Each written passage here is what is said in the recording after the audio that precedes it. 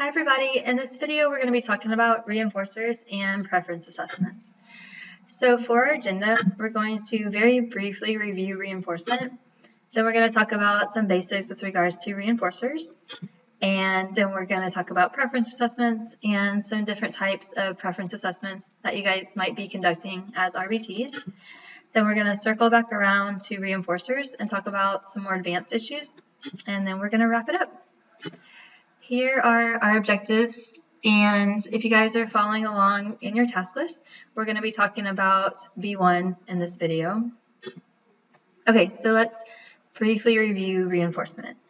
And I just wanted to go over our very long technical definition of reinforcement, just to kind of jog your memory. So reinforcement is the process by which a stimulus change that is contingent on a response increases the future probability of that response. So we have a response that occurs, and reliably following that response, we have a stimulus change in the environment. So either a stimulus is presented or an aversive stimulus is removed, and that results in the future probability of that response increasing, or some people say that that response will be strengthened, or basically the response is going to continue to occur.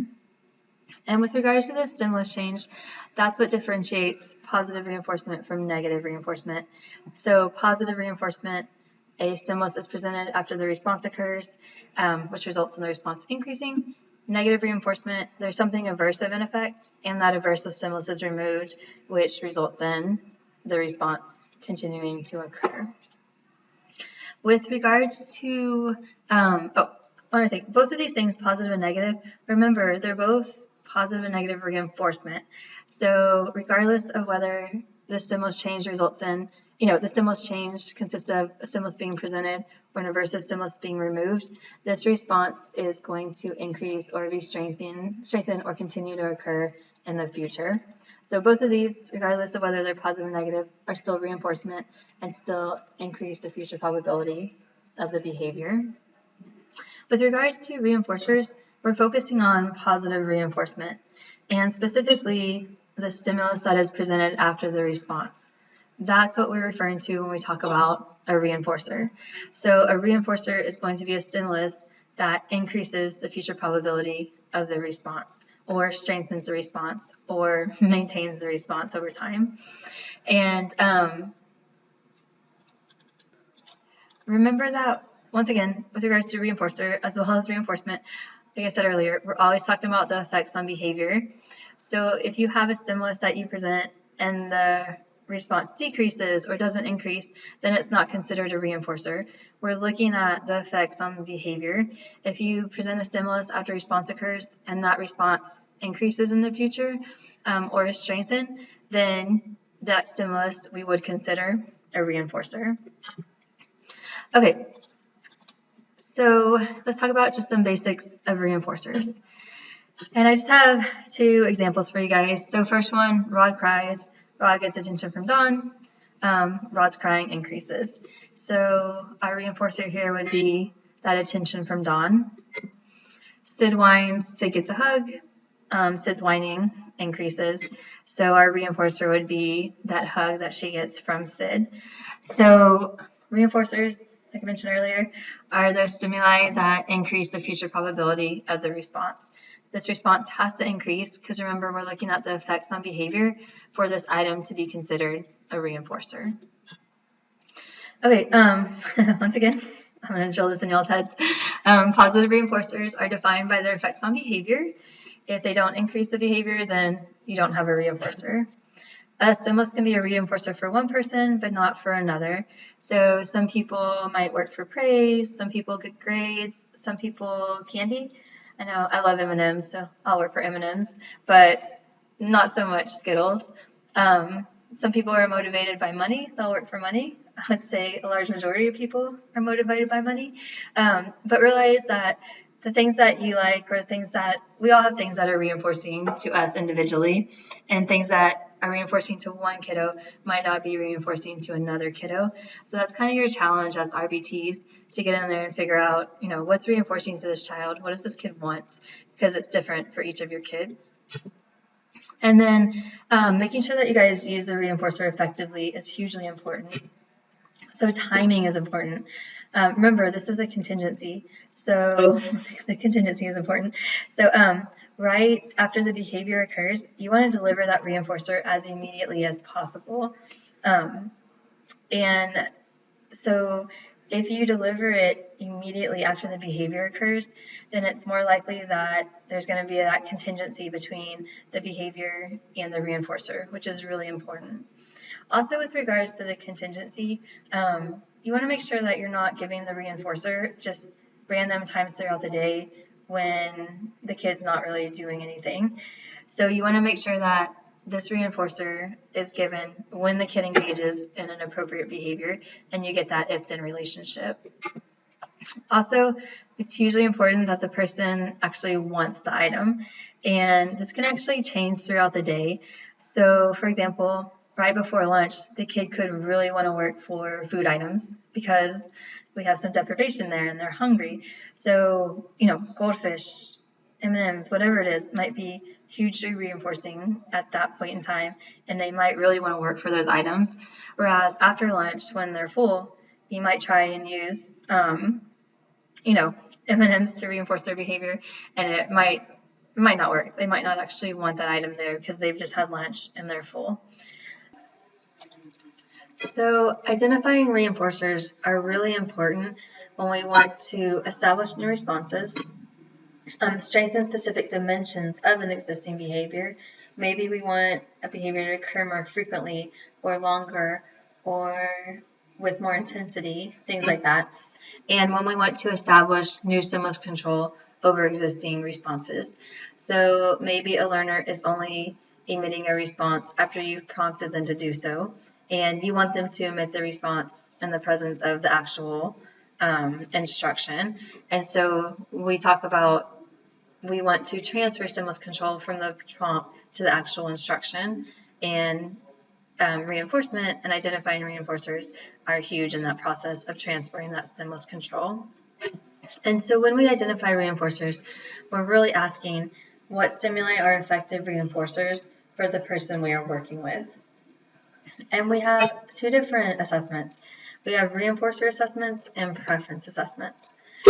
With reinforcer assessments, basically you are going to deliver the stimulus contingent on a behavior and see if the behavior increases. So behavior, you deliver the item, and you're going to see if that behavior increases. Now, to figure out if all of these stimuli that your client reaches for are reinforcers, you're going to have to, if you go the reinforcer assessment, you're going to have to do a reinforcer assessment with each of those items. And if you do reinforcer assessments the right way, they're really, really time consuming. And so it might not be practical to do this with all of the stimuli in the clinical setting to figure out which ones actually function as reinforcers. Because remember, you want to make sure that you're, implementing interventions and things like that. So a quicker way and a different type of assessment we have is what we call preference assessments. So these are methods for predicting the extent to which stimuli will function as reinforcers.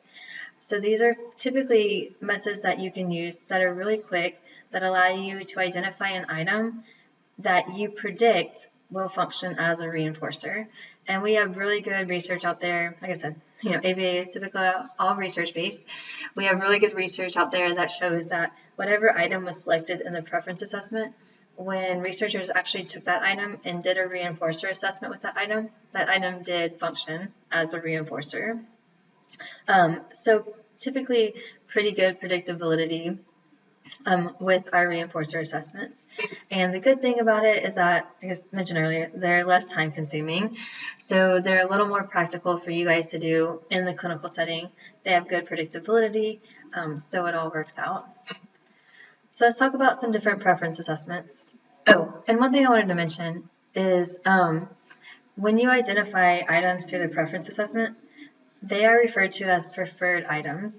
You don't actually refer to them as reinforcers until you know that they're actually going to increase a behavior. So keep that in mind. All right, so let's look at some preference assessments. We have different types of preference assessment methods. We have direct and indirect. And really similar to your data collection methods, our direct methods, we're not going to actually go in there and directly observe what the client's playing with or what the client wants, but we're going to get our information indirectly from caregiver reports, such as interviews and surveys and things like that. Very easy to administer. You give them a survey, do a quick interview, figure out what the learner likes, dislikes, things like that. But these are lower in predictive validity. So the research shows that the items that are identified through caregiver reports may function as reinforcers, but they also may not. So the predictive validity for these indirect assessments are lower. But they are good to get some really good information about what the client's interested in, things like that, and what items you can include in your direct assessments. So for direct assessments, you're actually going in there observing and recording if the client approaches or engages with the stimuli. They're much more systematic, and sometimes they're called trial-based because they look very similar to a typical ABC trial that you might implement in treatment. And we have two different types of direct assessments. We have approach-based and engagement-based. So approach-based means we're looking at if the learner approaches the stimulus or reaches for it or points to it or touches it or grabs it. Engagement-based methods, we're looking at how long the learner plays with specific items. So we're going to talk about approach-based methods first, and we have a couple of them. The first one is a single stimulus assessment. So basically, you're going to select 16 stimuli to assess, and you want to present one stimulus at a time. So, for example, you're going to hold up candy corn, and you're going to wait for an approach response. So, does the kid reach for the item? Things like that. If it's approached, the participant receives 5 seconds with the item. So if it's a toy, they get 5 seconds. If it's candy or like the candy corn, then they would get 5 seconds or time to ingest the item. And then you're going to present the next stimulus. And you're going to continue until all stimuli have been presented. So all stimuli will be presented in a random order. And then ideally, you're going to repeat the presentation of all 6 stimuli approximately 2 more times. And what you're looking for is any stimulus that is approached at least 80% of the time, that stimulus is preferred. So stimuli approached at least 80% are preferred, and stimuli approached 50% or less are labeled non-preferred. Our next method is called a paired stimulus assessment. So you are basically going to select a number of stimuli, so food, drinks, toys, whatever it is, and present 2 stimuli at a time. So you're going to hold up the 2 stimuli and say, what do you want? And you're going to wait for that selection response. So the learner to point or touch to the stimulus. They get time to consume the item or play with it for a couple seconds, and then you're going to present the next stimulus pair. And you're going to continue until all stimuli have been paired with all others at least once. And then once again, just like your single stimulus assessment, you're going to ideally repeat this 2 more times. And then you're going to get calculated selection percentage for each stimulus. So basically for each stimulus, you're going to look at the number of times it was chosen and the number of times it was available and multiply that by 100. And I want to point out that this denominator is going to be the same for all stimuli. So because all stimuli have been paired with all others, that denominator with regards to how many times that stimulus was available is going to be the same for all of your stimuli. They're all going to be available the same number of times. It's this numerator that's going to change regarding how many times the learner actually chose that stimulus. And so here's just an example of a paired stimulus data sheet. You guys, when you work as RBTs, your BCBA might have a data sheet that looks completely different. There are different ways to do this. So this is just one example for you guys. If you want to use it in the future or not, no worries. But this is how I typically do mine. I have a data sheet that has what I'm going to present in my left hand and what I'm going to present in my right hand. And so I've selected 5 items. And you want to make sure, like I said, each item is presented with all the other items at least once. So this is only a little bit of the data. I didn't put the whole data sheet on here. but you guys can see Skittles is with pretzels, and then Skittles is with M&Ms here. And then Skittles would be presented 3 more times because, 2 more times. You want to make sure that Skittles is presented with goldfish, and also Skittles is presented with chips as well. And so, like I said, there's a whole bottom of the data sheet that's missing. This is just a snapshot of the data sheet. But one other thing I wanted to point out is you want to make sure that you present your items in different hands. So, for example, in this first trial, Skittles is in the left hand, whereas when it's presented with M&Ms, it's in the right hand. So you want to make sure that you alternate hands as well. And then, since we know that Skittles is presented 4 times, you want to look at, if the kid selects it, I usually circle it. So you want to look at how many times it was circled. And so, I started off with chips first. But chips, once again, they're all going to be presented 4 times. And for an example for these data, this kid selected chips once. So 1 divided by 4 gives you 25%. This kid that I'm making up this data for selected M&Ms 0 times, so 0%. And then pretzels, this kid selected them 2 out of 4, so you get 50%. And then Skittles, the kid selected 3 out of 4, you get 75%. And then goldfish, the kid selected 4 out of 4, and you get 100%. So we have goldfish at the very top, and then we have Skittles, and then pretzels, and then chips, and then M&Ms. So we would probably look at, goldfish and Skittles are going to function as good reinforcers. Okay, then we have the multiple stimulus procedure, where you select stimuli to assess, same as all the other ones. And this time you're going to present an array of 5 to 8 stimuli, and you ideally conduct 5 sessions of 10 trials. And so here's my array. I'm going to put all these items in front of the kid and say, what do you want? And we're going to wait for a selection response. So the kid to point to it or let us know which one he wants. After the selection response, the kid consumes the item, and you're going to pick all the items up and rearrange them and present all the items again and do the same thing. What do you want? A variation on the multiple stimulus is what we call multiple stimulus without replacement, or an MSWO. And this one is actually more common than the multiple stimulus procedure, but it starts off the same way. You select stimuli to assess. You present your array of 5 to 8 stimuli. So here's my array, and you ask, what do you want? And you wait for a selection response. The kid selects, I don't know what this is, Skittles. And so this is where it differs from multiple stimulus. So if you guys remember, multiple stimulus, what we just talked about, kid selects a Skittle, you're going to take all of them up, rearrange them, and present all of them again. Multiple stimulus without replacement, or your MSWO procedure, you're going to, if the kid selects Skittles, you're going to take the Skittles out of the array and then you're going to represent the array without Skittles. So now you only have 5 items in the array. The kid selects a Skittles, got a Skittle, the Skittle gets out of the array, and you present the remaining items. You say, what do you want? The kid maybe, selects pretzels. You take, the kid eats his pretzels, you take everything up, you take your remaining 4 stimuli, rearrange them, and represent only those 4. And so you're going to continue until only 1 stimulus is left, and then repeat that whole thing 2 times, ideally. And then you're going to calculate the selection percentage for each stimulus.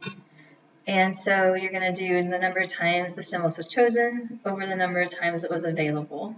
And for this one, since after they get selected, you take it away, this denominator is going to be different for each stimulus. So with your paired stimulus, it's going to be the same. They're presented the same amount of times. With your multiple stimulus without replacement, or your MSWO, since after they select it, you're taking it away from the assessment, then the number of times for each stimulus is going to be different. And here's just an example of a data sheet for MSWO. Like I said, just an example, so if your BCBA does it a different way, no worries. But this array was done twice, so same example, your chips, M&Ms, pretzels, Skittles, goldfish. And so we put all those items in front of the kid in the first array, he chose the Skittles first, so they got removed, and we presented the pretzels, M&Ms, the chips, and the goldfish. And then the kid presented the pretzels. So his second selection was pretzels. Pretzels go away, we present the M&Ms, chips, and goldfish.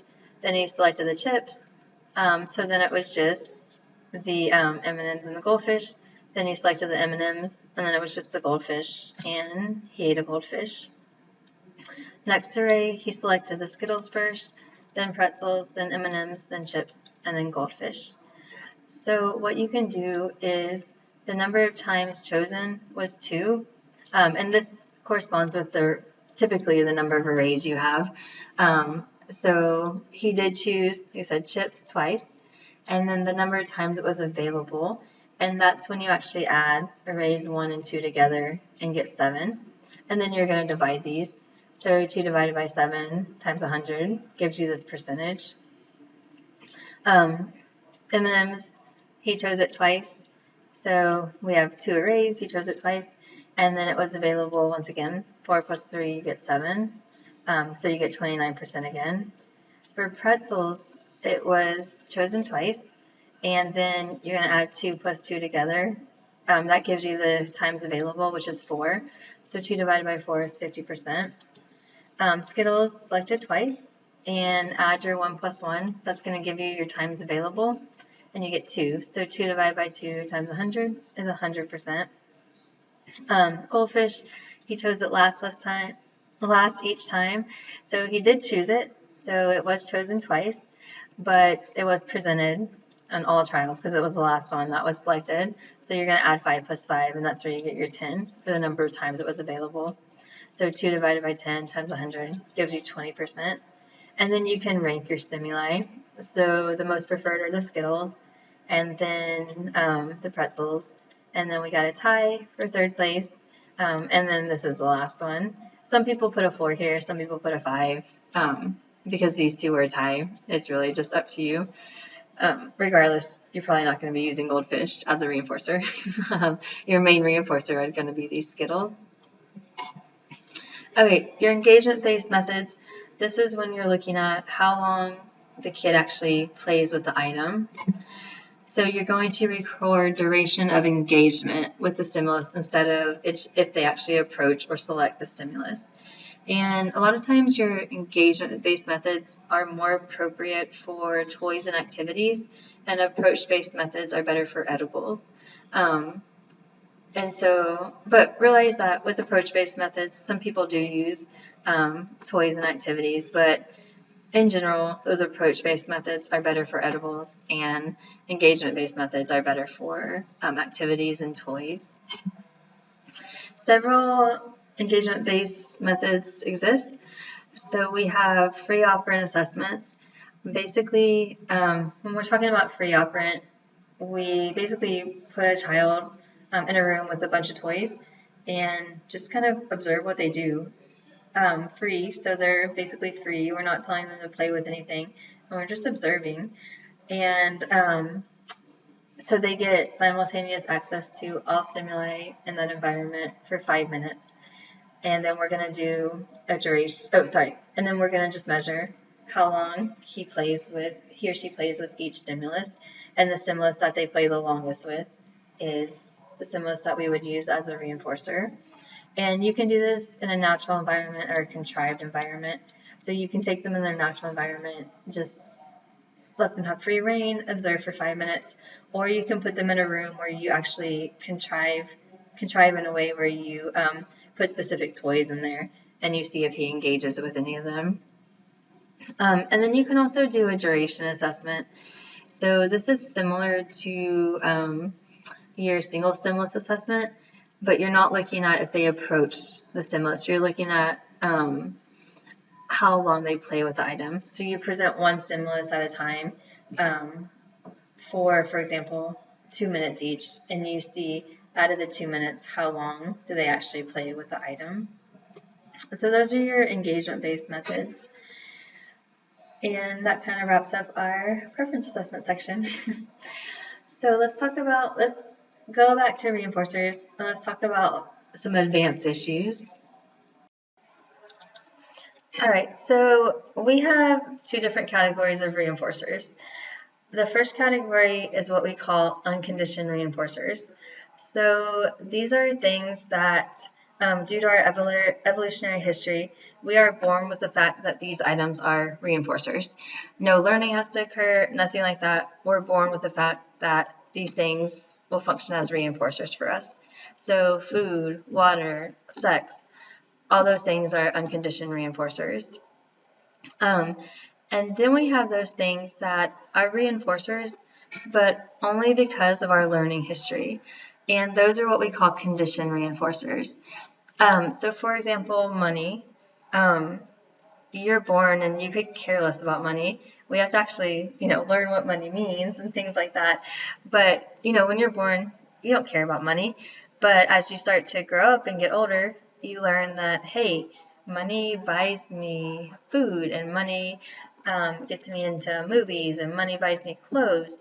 And so money gets associated with all these things, and therefore money becomes a reinforcer. And so money has that learning history, and therefore money would be a conditioned reinforcer. And so we establish conditioned reinforcers through a pairing process.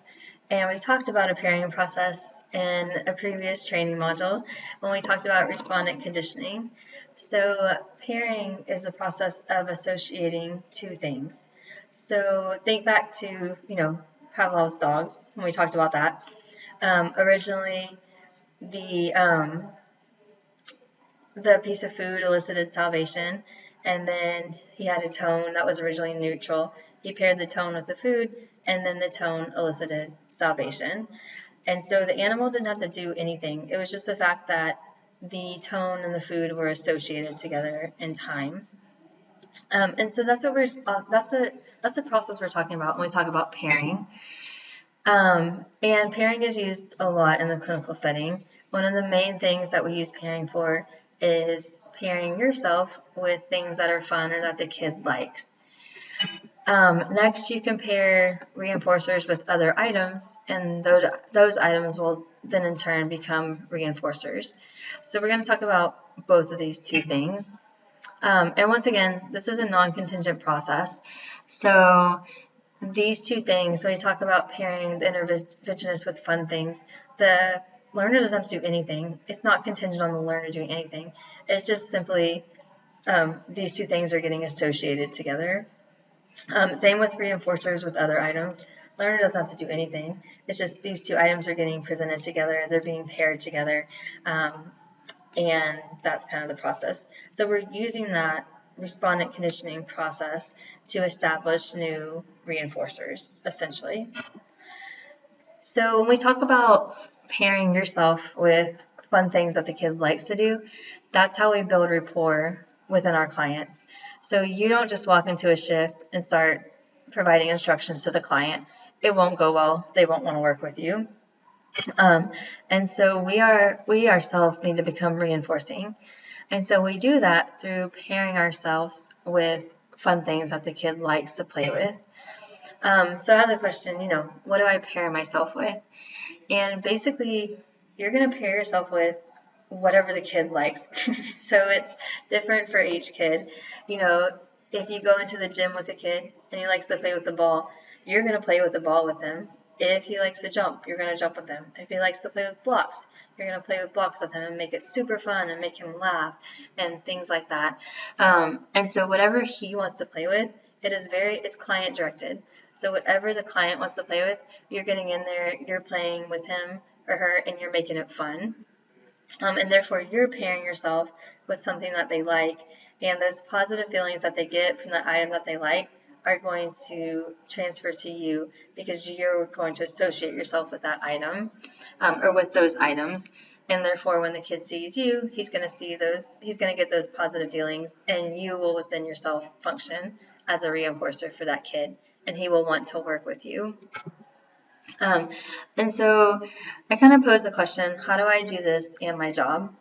And typically when you guys work with clients, you'll spend a little bit of the first part of the session pairing. So just playing with the kid, associating yourself with things that they think are fun, and getting that respondent conditioning down, so that way they look at you and you elicit positive feelings and you function as a condition reinforcer. And then also whenever they earn, so they pick something to work for, they respond in the correct response, and they get their item. It's really important that you guys actually play with them when they get their reinforcer. So that's another way that you can pair with them. If they want to work for blocks and they earn their blocks, instead of just being on your phone or doing other things, play with them. Pair yourself with those blocks that they wanted to play with, and then that helps establish you as a condition reinforcer, and it keeps that rapport up. Okay, also, sometimes you guys will work with kids that only like one item, and it's most likely, or it might be candy. And so this can be a problem because remember we talked about how you have to take into account the health issues of the client. Even if the client is really healthy, it's not good to reinforce each response with candy and to keep giving them candy throughout the day. So it's really important for those kids, if they have health problems, then you definitely don't want to do that. But it's really important for those kids that only like candy for you to find other things that would function as reinforcers. But a lot of times kids will come into treatment and they only like candy. And so what you can do is you can actually pair the candy with something more developmentally appropriate, for example, a puzzle. And what you're going to do is actually have this little video for my daughter. So if you can cut out the sound. You don't need to hear the sound. But this is basically a puzzle. And she really likes these puffs. And so what you can do is you can embed the candy within the item that you want to establish as a reinforcer.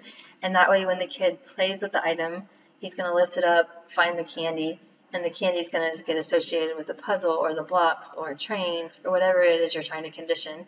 And then after a while, after you repeatedly pair the candy with the trains, the puzzles, anything like that, you guys will, hopefully if the pairing process works, he'll start to actually like the puzzles and like the trains and like the blocks.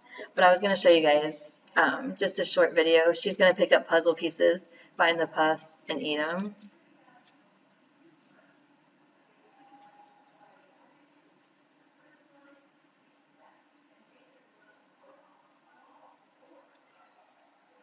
The other day they asked us, basically the two options are putting feeding tube or hospice.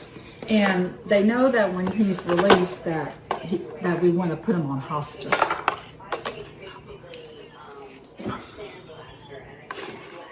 I don't think so, no. No, he's not. She told me that he loves pudding. And that's what they're doing. They're putting his medicine now in the pudding.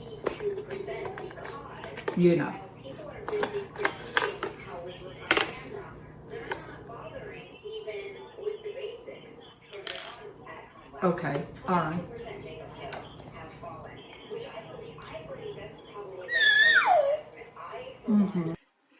Okay, so if you guys saw that, she was picking up puzzle pieces and then finding the puffs and eating them.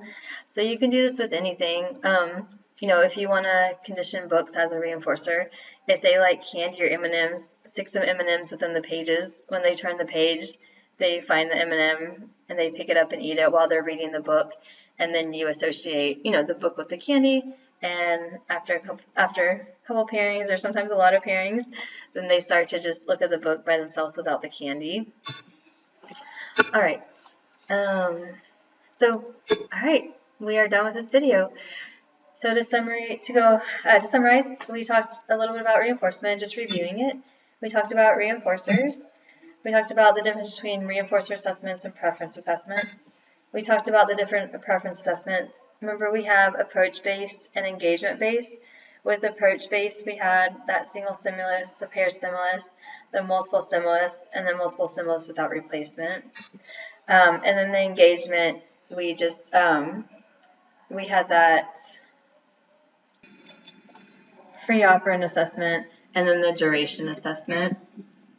And then finally, we wrapped it up with condition reinforcers. We talked about unconditioned reinforcers, condition reinforcers, and then how to establish items as condition reinforcers. How to, establish yourself if you're working with a kid, and how to build rapport and establish yourself as a condition reinforcer, and also how to establish condition reinforcers with other items. So, all right, guys, please let me know if you have any questions as you're going through this video, and thanks for listening.